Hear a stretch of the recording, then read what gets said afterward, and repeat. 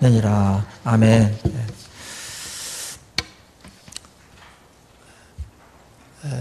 로마 시대에 이런 제도가 있었습니다. 그 귀족이나 그런 황제나 그런 자들이 아들이 없었을 때 노예 중에서 한 명을 택해서 자기의 양자로 삼는 제도가 있었습니다. 그 당시에 이런 일이 벌어지면 굉장히 큰 뉴스거리였습니다. 그때는 출생 자체가 이미 신분을 결정하고 확정했기 때문에 신분 상승을 이루는 일이 노예들에게는 거의 막혀 있었습니다. 그런데 거의 유일하게 노예가 귀족이 되고 또 황제의 가문에 소속될 수 있는 그런 길이 있었는데 그게 바로 양자 제도였습니다. 그래서 로마의 황제 중에 그 양자 출신들이 몇 명 있습니다. 그만큼 양자가 된 이후에는 완전히 자기 아들로 모든 것들을 상속하고 그 왕권까지도 계승하는 그러한 일들이 그들에게 혜택으로 주어졌습니다. 그러니까 여기에 양자로도 택함 받은 사람은 그 일이 얼마나 영광스럽고 존귀하고 그 다음에 자기 인생에서 덜 할 수 없는 그러한 일이었겠습니까? 아마 그 사람의 역사는 거기서부터 새롭게 써야 될 것입니다. 우리가 예수를 믿는 것이 바로 이와 유사합니다. 우리는 단순히 교회에 이렇게 어느 날 나오게 됐고 기독교인이 되고 그 다음에 예배를 드리는 그런 자들이 됐다. 이게 신앙이다. 뭐 한 부분입니다. 그렇지만 이거는 아주 신앙생활의 극히 피상적인 일부를 말하는 것입니다. 우리가 이렇게 된 것은 그 이전에 근원을 올라가면 하나님께서 우리를 택하셔서 이런 일이 우리에게 벌어진 것이고 그 택함에 따라서 우리의 신분이 달라졌는데 그 다른 삶의 한 부분이 예배를 드리는 것으로 표현되고 있는 것입니다. 그러니까 택함 받았을 때 우리에게 주어지는 그 특권과 권세와 영광과 기업과 그런 건 우리가 헤아릴 수 없이 많은 겁니다. 마치 황제의 간택을 받아서 노예가 양자가 된 것처럼 그러한 엄청난 것이 그 택함 속에 들어와 있는 겁니다. 예수를 믿을 때 이 부분을 우리가 명심하지 아니하면 종교적인 그런 어떤 하나의 신앙인이 아니라 종교인으로서 그냥 이렇게 피상적인 것만 이렇게 하고서 신앙생활을 할 수가 있어요. 근데 오늘 모세는 성령 충만해가지고 이스라엘 백성들에게 당부할 것이 있습니다. 지금 거의 이 이야기는 임종을 얼마 안 두고 한 얘기이기 때문에 또 계속 강조된 것이기도 했었지만은 이스라엘 백성들에게 너희가 하나님 앞에 누구냐, 어떤 위치에 있는지, 어떤 부르심과 어떤 목적으로 너희들을 하나님께서 대하시고 있는지 이 부분을 얘기하고 있는 겁니다. 그 중에 가장 그들의 삶에 있어서 중요한 부분이 뭐냐면은 너희들이 하나님께 택함 받은 자라는 것입니다. 다 택하지 않았다고 말합니다. 하나님은 온 우주를 만들었습니다. 만민을 지으셨습니다.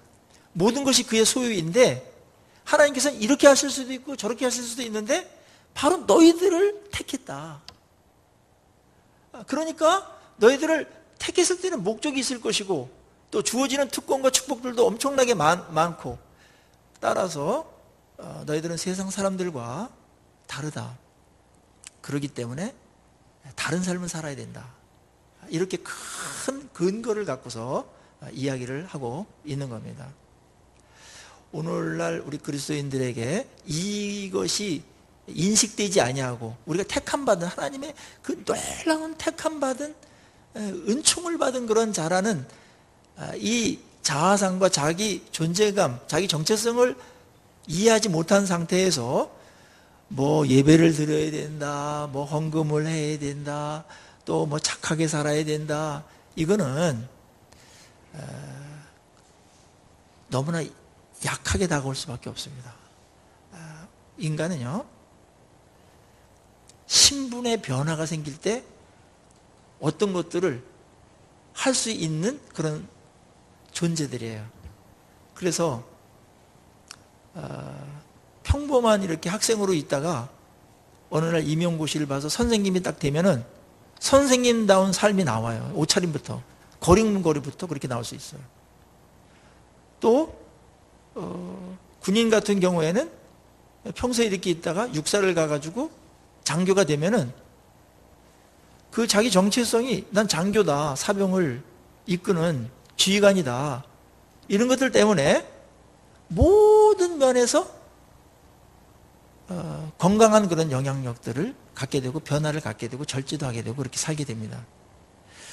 오늘날 한국 교회에서 이 자기 신분, 그 인식이 제대로 되지 않은 상태에서 이거 해야 된다, 저거 해야 된다, 윤리 도덕을 강론하는 것처럼 하는 것은, 그것은 사상 누각입니다. 그거는 이루어질 수가 없기도 하고 또 그렇게 바람직한 것이도 아니에요. 그 정도의 강의는 세상 어디서도 할 수가 있고 어디서도 들을 수가 있는 겁니다. 예. 그거 많이 했다고 세상이 바뀌나요? 그렇지 않아요. 안 바뀌어요.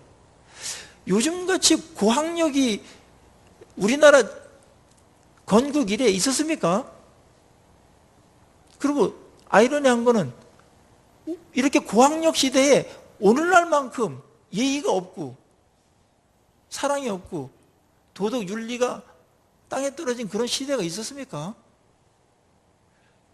교육은 반비례하는 것처럼 마치 그렇게 느껴지고 있다는 것은 세상적인 그런 교육이 어느 정도에 우리 가다듬는 데는 보탬이 되지만 절대로 본성을 변화시킬 수 없다라는 그런 반증이기도 하고 엄청난 증명 아닙니까?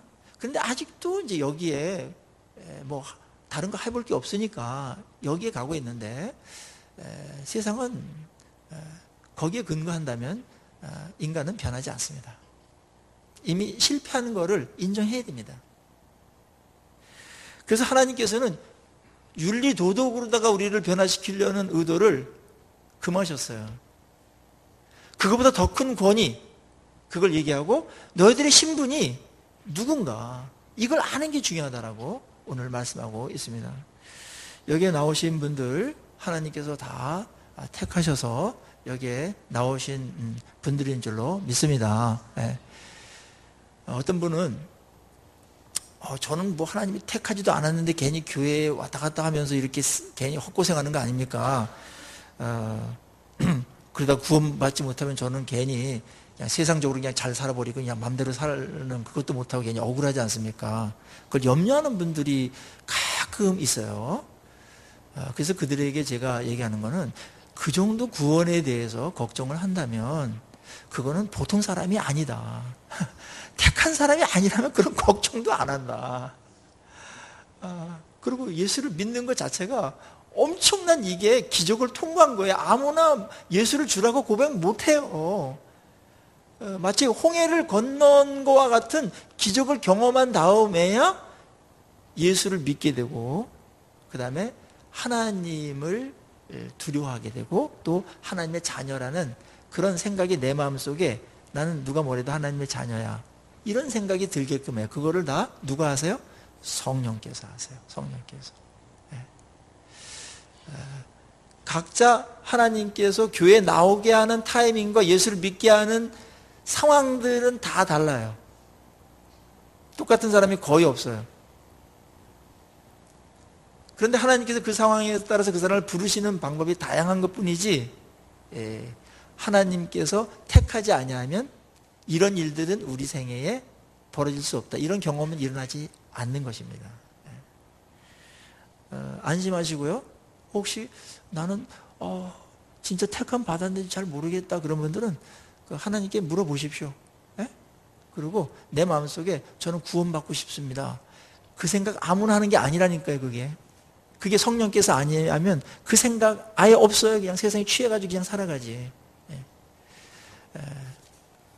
우리 택함에 대해서 가장 정확하게 말씀한 본문이 에베소서 1장에 나와 있죠. 한번 우리 같이 한번 보시겠습니다.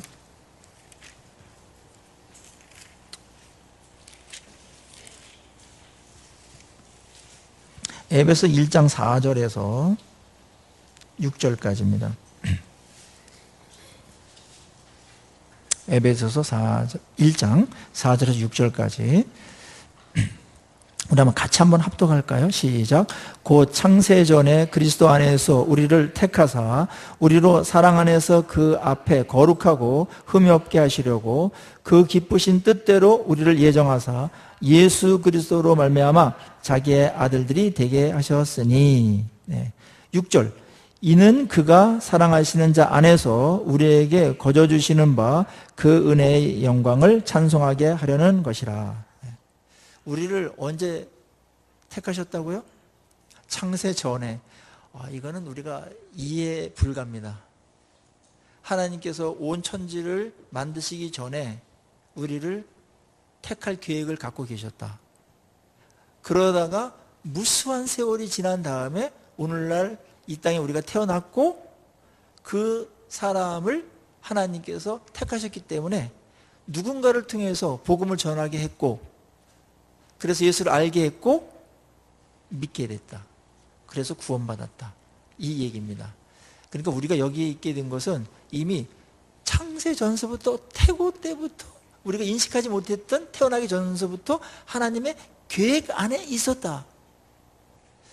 어마어마한 말이죠. 이거 성경에 이렇게 써 있지 않으면 뭐 이걸 상상이나 했겠습니까? 그래서 우리가 이 자리에 와 있다라는 것이고 그 영광스러움은 이루 말할 수 없는 것입니다. 하나님의 자녀가 그냥 어쩌다 충동적으로 된 게 아니고 하나님의 치밀한 계획 가운데 이루어졌고 하나님의 기쁨으로 우리를 선택하셨다. 그리고 거기에 하나님께서 우리를 택하신 목적이 있을까요? 없을까요? 있어요. 그게 뭐냐면은 우리를 하여금 거룩하고 흠이 없게 하시려고 하나님의 백성다워야 되니까 만드는 과정이에요. 왕자로 만드는 과정이에요. 있어야 되죠. 교육시켜야 돼요. 그 다음에 또 다른 하나는 그래서 뭐 하는 거야? 하나님께 영광과 찬송이 되게 하려고. 두 가지 목적입니다. 따라서 창세전에 우리를 택하신 목적이 이렇다면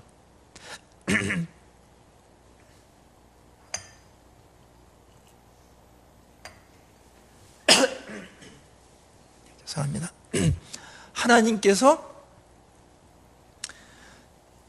우리에게 요구하시는 거, 명령하시는 거, 인도하시는 거, 섭리하시는 거, 그거는 이 택하신 목적에 부응하는 것들입니다. 이 목적을 이루기 위한 것들입니다. 자, 그런 또 본질을 우리가 일단 튼튼히 해놓고요. 그래야만 얘기가 되기 때문에. 그래서 우리의 삶은 이제는 택하신 그 목적을 항상 염두에 두고 거기에 맞춰서 가야 됩니다. 그게 성경입니다. 거기는 윤리적인 것도 있고 도덕적인 것들이 있어요. 하나님의 백성으로서 품격도 있어야 되고 가다듬어야 될 것도 있으니까 그 이상의 것들도 너무나 많습니다. 그리고 세상 사람들에게는 신경 쓰지 안 하고 그냥 뭐 대수롭지 않게 넘어가야 될 일인데 우리는 굉장히 심각하게 싸워서 지켜내야 될 것들도 있는 거예요. 택함 받은 사람은 엄청난 축복과 영광과 신분 상승이 돼 있는 상태에서 거기에 걸맞는 삶이 요구될 수밖에 없겠죠? 왕궁에 들어가면은 그 삶 살아야 되잖아요. 옛날에 그 다이애나비라고 그분이 이제 거기에 왕비로 이제 들어갔는데 그 자유분방한 분이었던 것 같아요. 그래서 그게 좋긴 한데 자기 저게 안 맞아. 그래서 늘 트러블이 있고 이제 그런 일들도 있었죠. 우리도 물론 거기에 맞추려고 하면은 옛날에 노예 근성도 있고 세상 사람들처럼 사는 게 익숙해져 있기 때문에 불편한 것들도 있을 수 있는데 그거는 우리가 하나님의 자녀, 후사가 되기 위한 그러한 좋은 교육이고 특권이고 아무나 시켜주지 않는 겁니다. 왕실 교육이 있습니다. 왕실 교육 받아야 됩니다. 지휘관이 되려면은 육사에서 엄격한 교육을 받습니다. 의사가 되려고 하면 얼마나 그 길이 험난합니까? 그거 받아야 됩니다. 다른 것들도 다 마찬가지죠. 하물며 하나님의 백성과 자녀라는 신분 상승이 이루어진, 그리고 하나님의 영광을 드러내기 위해서 택함받은 우리들에게 있어서이겠습니까?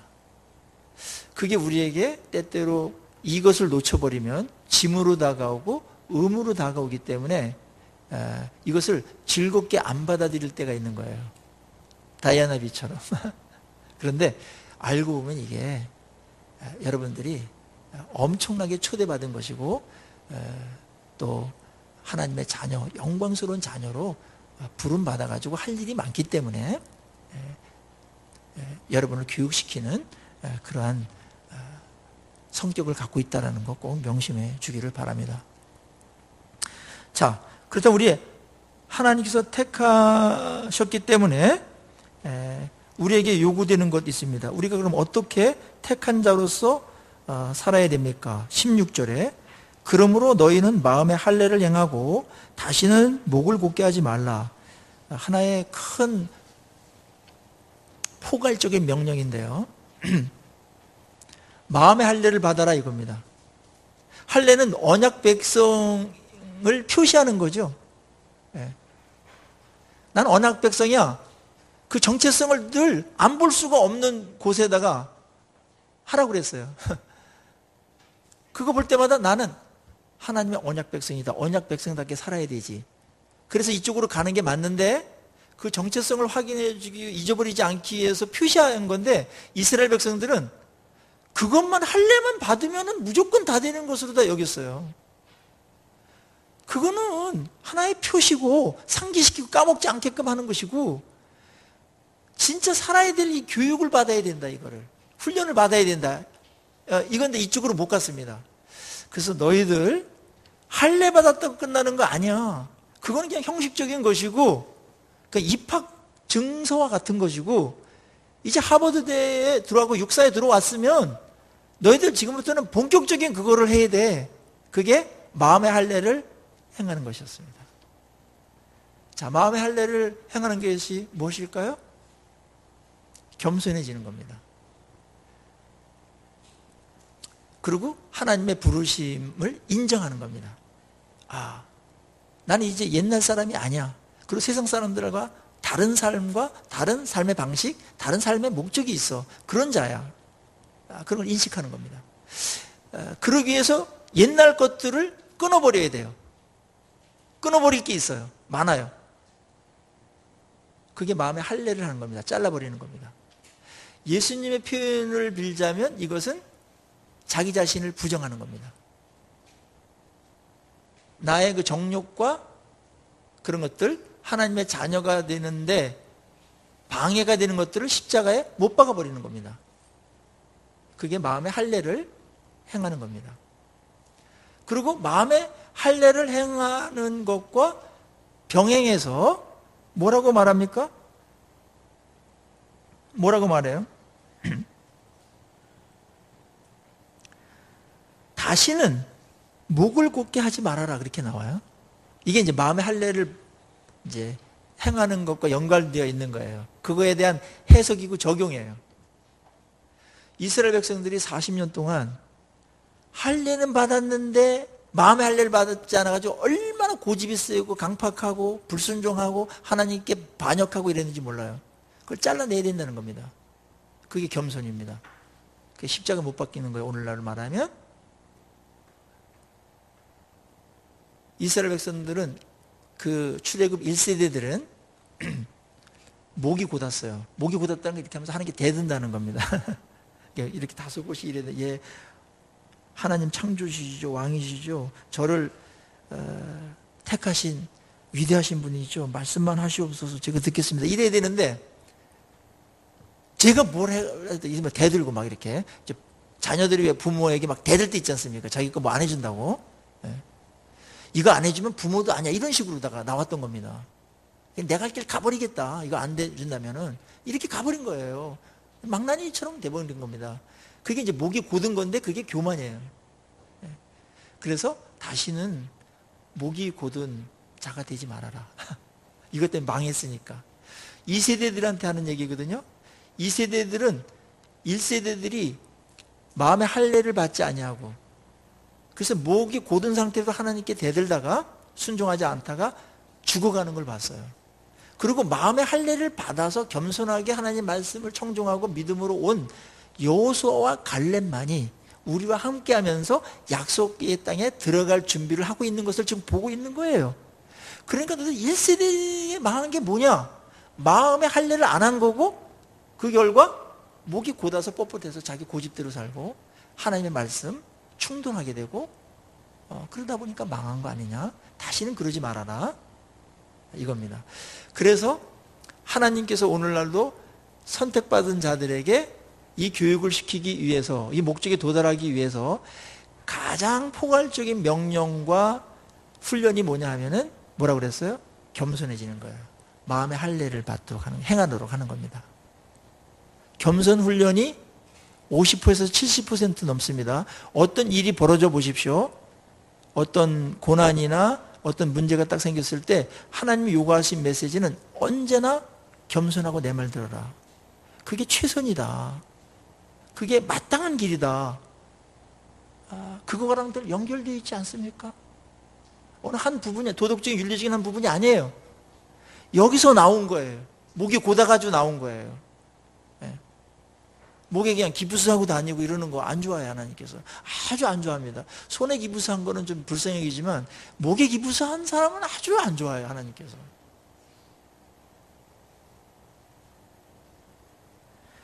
포괄적인 명령이죠. 그리고 하나님께서 이 명령을 하신 그런 이유와 근거를 하나님 대신과 연결시키고 있습니다. 17절 보면은 너희의 하나님 여호와는 신 가운데 신이시며 주 가운데 주시며 크고 능하시며 들어오신 하나님, 어마어마한 하나님이라는 분입니다. 신 중에 최고고 주 중에 최고고 왕 중에 최고다. 뭐 최고라는 말도 부족합니다. 차원이 다른 겁니다. 물론 귀신도 있고 이러지만은 그거랑은 비교가 되지 않아요. 하나님은 온 우주를 만든 분이에요. 애굽에서 섬겼던 그 신관들이 있었는데 다 피조물들을 섬기지 않았습니까? 그걸 내가 만든 자야. 누굴 섬겨야 되겠어? 누가 진짜야? 이 물음입니다. 이 물음. 누구와 권위가 있는 거야? 만든 자가 권위가 있죠. 만든 자가. 그러니까 여러분들, 세상에 있는 많은 수많은 종교들이 있는데 어디서 결판이 나냐면은 온 우주 누가 만들었냐? 천국 지옥 누가 만들었냐? 인간 누가 만들었냐? 이거를 언급하지 못하는 신이나 종교는 다 도중에 만들어진 겁니다. 저는 어떤 종교를 폄하하려고 이러는 게 아닙니다. 그들이 추구하는 선한 취지들이 있어요. 도달을 하든 못하든 간에 선한 것들은 존중할 것들이 있습니다.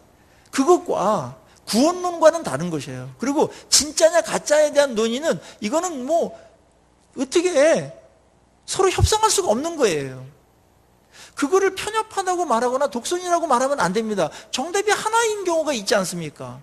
그럼 하나를 하나라고 말하는데, 진짜를 진짜라고 말하는데, 가짜나 짝퉁도 좀 비스무리 하니까 좀 진짜로 놓아줘라.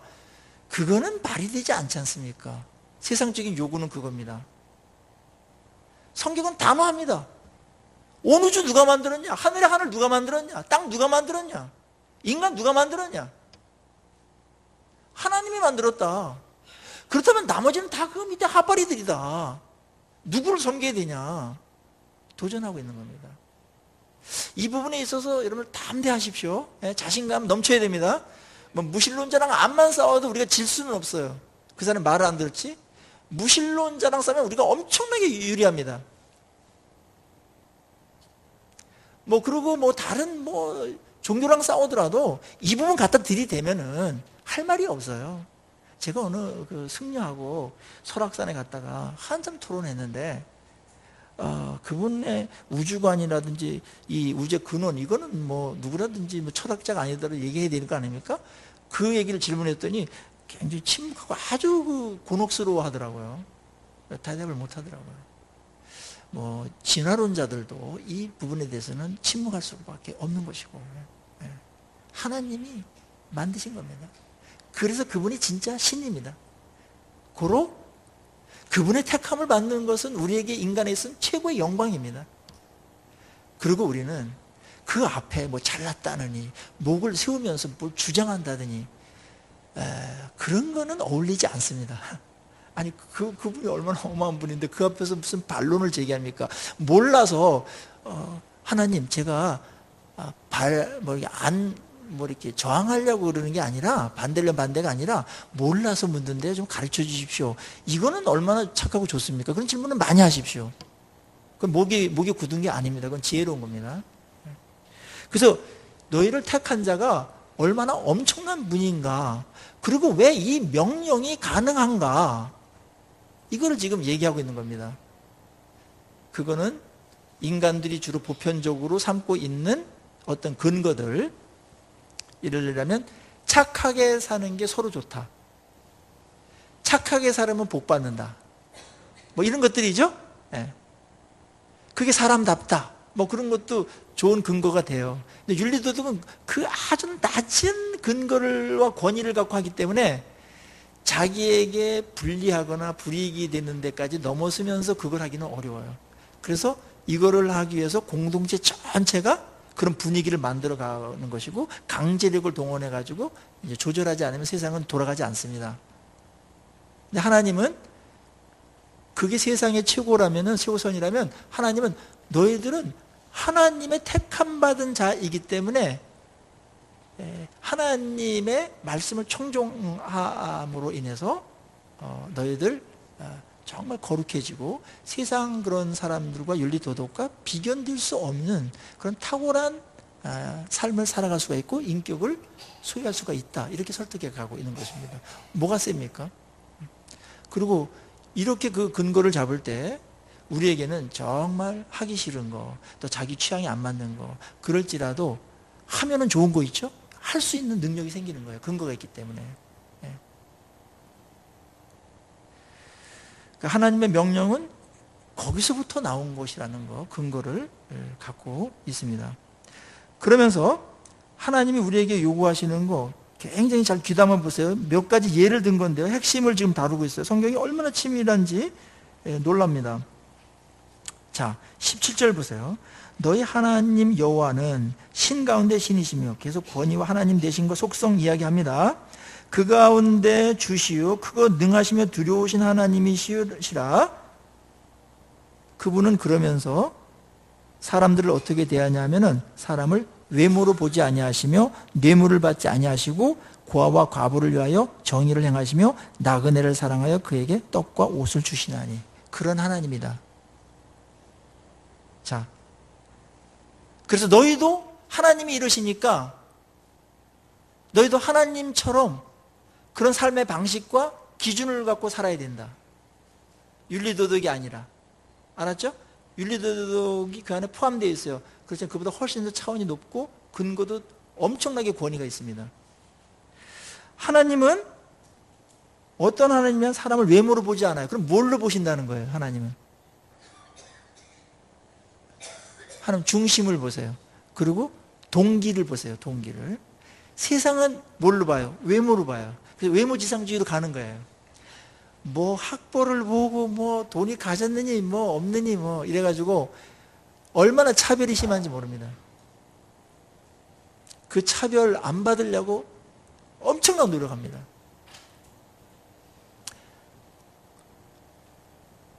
하나님은 외모로 사람을 보지 않아요. 중심을 보세요. 감사한 거죠. 없는 우리들에게는 땡큐입니다. 얼마나 감사합니까? 중심을 보시니까. 동기를 보세요. 정확하게 보세요. 하나님은. 그리고 뇌물을 안 받아요. 항상 공의로 처리하세요. 어떤 일을. 힘께나 있다고 봐주거나 그런 거 없어요. 무슨 사회적인 포지션이 높다고 봐주는 거 없어요. 오직 진리와 공의로 대하세요. 얼마나 감사합니까? 그리고 두렵기도 합니다. 다른 것 같고 하나님의 기준과 이 판단, 평가 이거를 바꿀 수 없어요. 세상적인 거로 바꿀 수 없어요. 성경에서의 뇌물도 엄청나게 큰 죄입니다. 이 뇌물은 이 법 질서 자체를, 공의를 뒤흔드는 거예요. 그래서 큰 죄입니다, 이거는. 힘 있는 자에게 유리합니다. 가난한 자들은 막 힘이 없으니까 뇌물 줄 것도 없고. 그래서 억울한 일 당하게 되는데 그런 일은 하나님 앞에 있을 수 없다는 겁니다. 다 똑같아요. 그리고 고아와 과부를 위하여 정의를 행해요. 약한 자들을 위해서 정의를 항상 행하십니다. 감사하죠?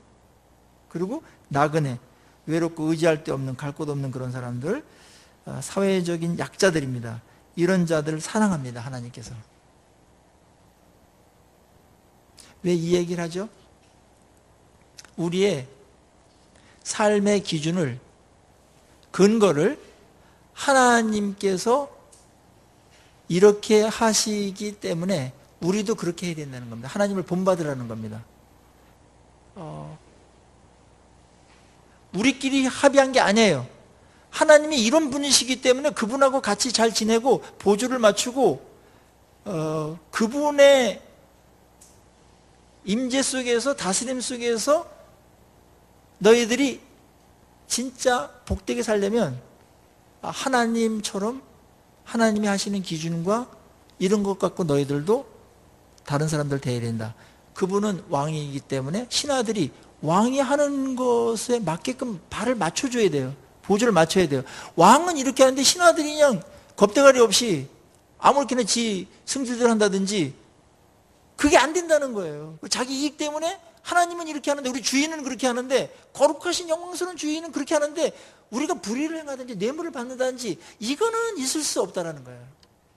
뇌물을 받으면 처벌받는다, 이래서 뇌물을 막는 것이라기보다는 그 뇌물 자체가 이 불의를 행하고 정의롭지 못한 이런 것들이 하나님께서 싫어하는 것이고, 하나님의 택함받은 자존심상 또 부름받은 그 위치에서 그거를 내가 누군지 알기 때문에 거절할 수 있어야 된다는 겁니다.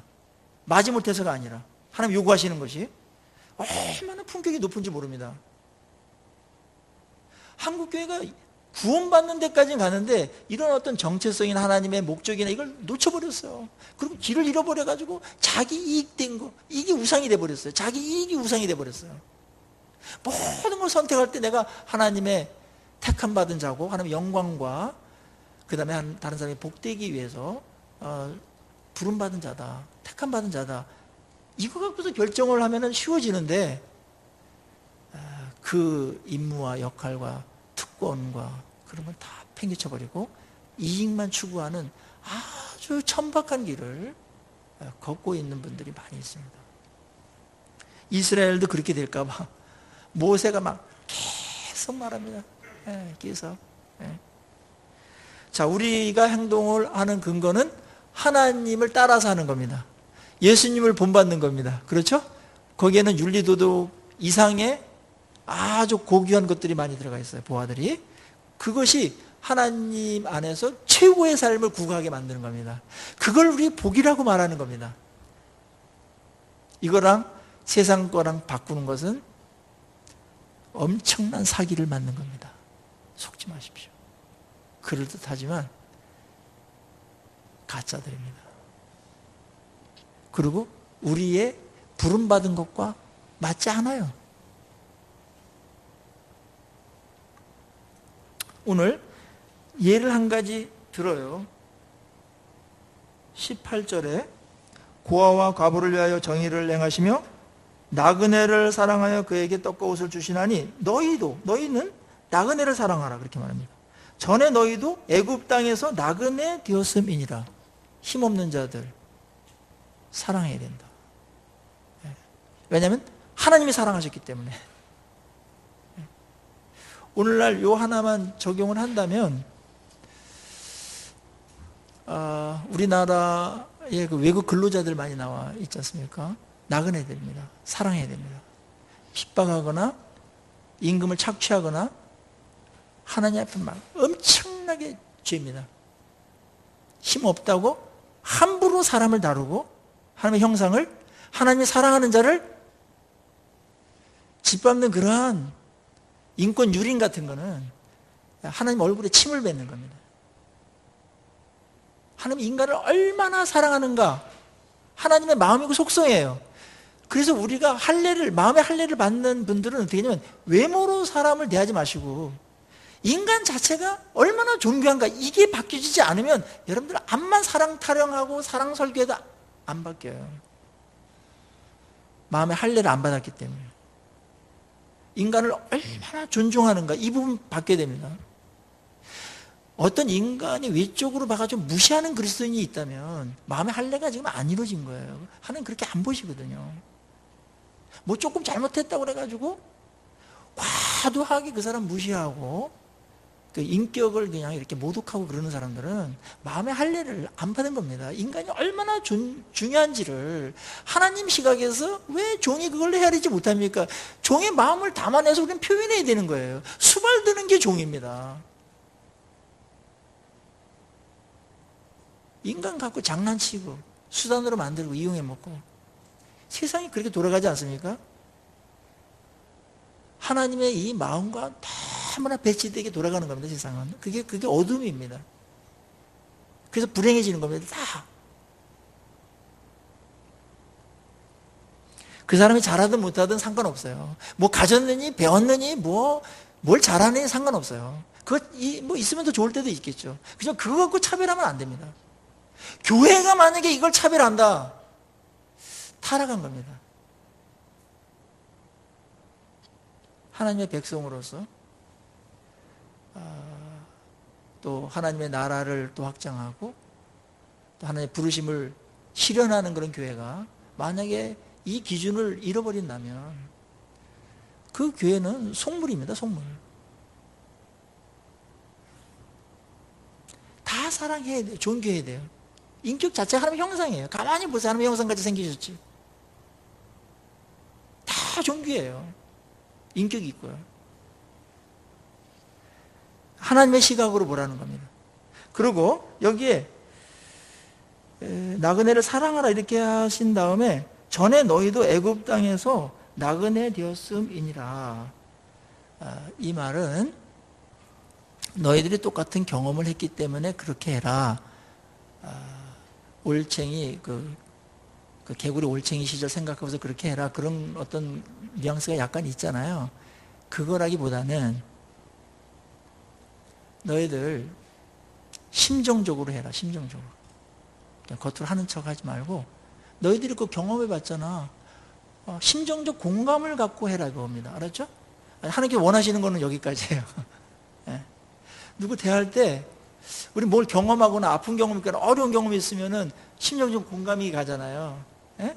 그렇게 그들을 대해라. 억지로 내가 명령했으니까 억지로 저것들 그냥 피부도 다르고 그냥 우리나라에 말썽이나 일으키고 범죄나 일으키고 막 이런 놈들 막 없었으면 좋겠어. 막 우리 한민족끼리만 샀으면 좋겠어.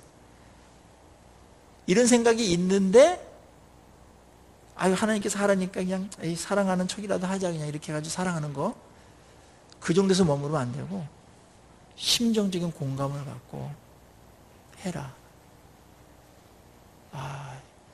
얼마나 수준이 높습니까? 이게 기독교의 수준이에요. 어느 철학도 어느 가르침도 여기까지는 못 와요. 하나님의 사랑이 이만큼 깊습니다. 우리의 죄는 하나님께서 이렇게 사랑하시는 존재를 함부로 대한다는 거예요. 막대한다는 거예요. 존중하지 않는다는 거예요. 그것이 말로도 표현될 수도 있고 태도로 표현될 수도 있고 그래요. 마음에 할례 받으셔야 됩니다. 하나님이 그렇게 하는데 우리가 뭐가 잘났다고 그렇게 합니까? 그런 권한 준 적이 없습니다. 택함 받은 것은 그런 권한을 그 정도의 권한을 준 게 아니고 그들을 잘 이렇게 하나님이 하는 어떤 일을 협력하면서 이 아름다운 일을 함께 만들어가고 그 보조를 맞추는 것이죠. 근데 하나님과 같이 일하려면 어떻게 돼요? 하나님 맞아야 돼요. 이게 생각과 철학과 이 스피릿이 성향이 맞아야 돼요. 그래서 안 맞으면 같이 뭘 못해요. 그래서 하나님께서 원하시는 거는 마음에 할례 받아야 된다, 행해야 된다 이겁니다. 네 승질대로 하면 안 된다. 네 세계관과 네 경험 갖고 하면 안 된다. 너희들이 생각하는 것보다 내가 얼마나 이 약자들을 사랑하고 공의를 행하기를 원하는지 아는가. 하나님은 이걸 원하는데 이걸 위해서 우리 부른 건데 많은 한국 교회에는 많은 사람들은 복받기 위해서 이러다 보니까 공의가 무너져 버리고 사랑이 무너져 버렸어요. 아주 매력이 없는 아주 수준이 확 떨어져 버리는 그러한 종교가 될 수 있습니다. 이걸 못 지켜내면은 세상이 계속 유혹하고 우리도 착각하고 익숙해요. 노예에 있을 때 우리 그렇게 대했거든요.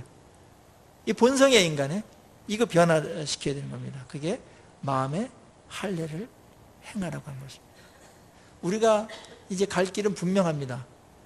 하나님의 성품을 따라가는 것이고 그분이 행한 것을 보고서 우리도 그분처럼 따라서 하는 것이고 이방할 때 기꺼운 마음으로 그 다음에 심정적인 공감을 갖고서 사랑하는 겁니다. 이게 되면 부부 사이도 얼마나 서로 존중하는 관계에 대해서 사랑이 막 쌓였는지 몰라요. 가족 관계도 마찬가지, 스승과 제자도 마찬가지, 노사도 마찬가지. 세상은 그걸 할 수 있는 능력이 없어요. 왜냐하면 하나님을 모르니까요. 기대할 수 없습니다. 그 이상한 게 아니에요. 이해가 갑니다. 우리 교회 안에서는 이게 당연해야 됩니다. 마땅해야 됩니다. 이 수준을 떨어뜨리면 안 됩니다. 이 퀄리티를 떨어뜨리는 순간 하나님의 목적이 우리를 택하신 목적에 엄청난 차질이 생기기 시작합니다. 하나님은 그거를 바로잡기 위해서 여러분들에게 베푸시고 했던 축복도 지연시킬 수 있고요. 여러분의 아주 심각하고 다급한 기도 제목도 유보시킬 수 있습니다. 왜냐하면 이게 더 중요하기 때문에. 아셨죠? 꼭 기억하시기 바랍니다. 하나님의 택함 받은 자라는 영광과 자부심과 정체성 가지시고 하나님과 부합하고 그 부르심에 택하심에 부응하는 영광된 그 전 독특한 그런 길, 좁은 길 함께 걸어가시는 우리 모두가 되기를 주의 이름으로 축원합니다. 같이 기도하십시다.